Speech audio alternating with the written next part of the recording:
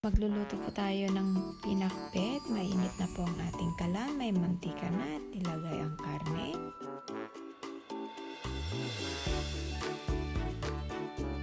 Iprito natin ng konti ang karne hanggang maging brown siya.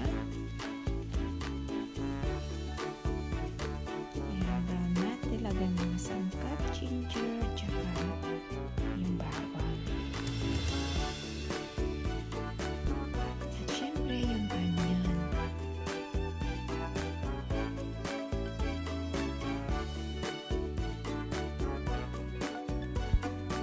Lagay na natin ang kamatis.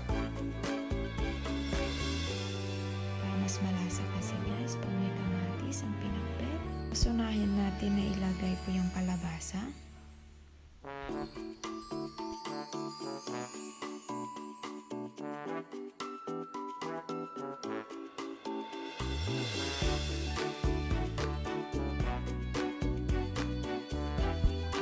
Takpan natin siya within 2 minutes lang. Ayan, tingnan natin. Pwede na natin lagyan ng black pepper.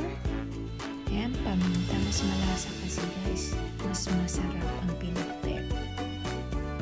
Ayan.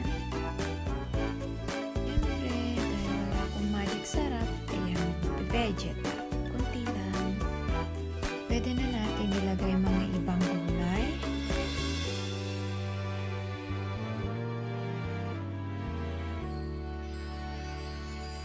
Pagkatapos niyan, lagyan na natin ng bagoong. Bagoong po yan, yung fish sauce. Tapos dagdagan ng 1 cup of water. Kunti lang kasi pag pinakbet, mas masarap pag wala siyang sabaw. Ayan, see? Pwede na nating takpan. Lutuin lang ito ng 3 minutes para medyo malutong-lutong ang gulay. Yan ang sikreto ng pinakbet, yung hindi siya masyadong luto ang mga gulay. Ayan.